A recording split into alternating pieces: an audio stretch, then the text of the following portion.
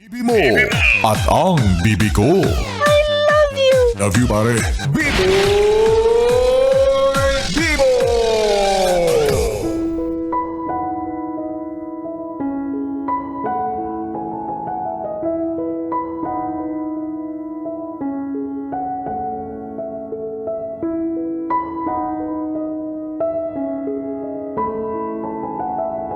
BB Time with B-Boy Bibo. B-Boy Bibo.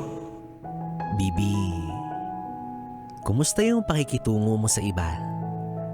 Okay pa naman ba sila o baka naman hindi na sila komportable tuwing kausap ka?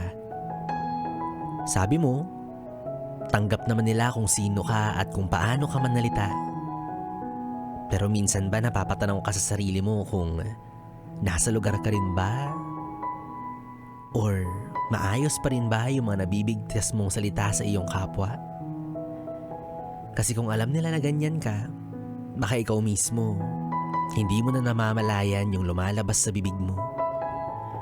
At tuwing may nasasaktan kang damdamin, paulit-ulit mong dinidepensa na sadyang prangka ka lang talaga at ayaw mong maging plastic. Sa bagay. Pero paalala lang, yung mga salitang binitawan mo ay hindi mo na rin maibabalik. Sa isang usapan, kwentuhan o kahit bangayan, ang bawat salita at paraan kung paano mo ito binitawan ay iba't iba ang dating tungo sa taong iyong pinagsasalitaan. Maaaring sa iba, pakiramdam nila, nagbibiro ka. Pero may ilan, tahimik na palang nasasaktan. Bibi, tandaan mo, sadyang makapangyarihan ang ating kakayahan sa larangan ng pananalita. May sakit o ginhawa na naidudulot ang ating laway at dila kapag pinagana na ito ng ating bunganga. Kaya dapat tayo ay maging mas maingat. May mga salitang nakakalimutan. May mga salitang natatandaan. May mga salitang nakakagalak. May mga salitang nakakaiyak. May mga salitang magaan sa pakiramdam at may mga salitang nakakabigat sa kalooban.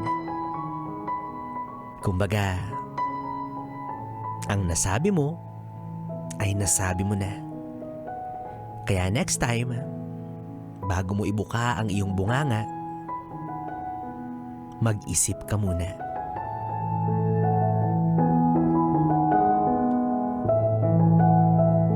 Kasi kapag hindi na kita matansya, walang sali-salita, baka mabigwasan na lang kita bigla.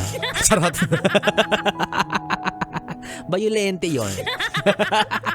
Yes, friend. Vivo pa rin ang iyong kapiling para sa ating tuloy-tuloy na BB Time hanggang mamayang alas 12 dito sa 101.1 Yes FM. Solid.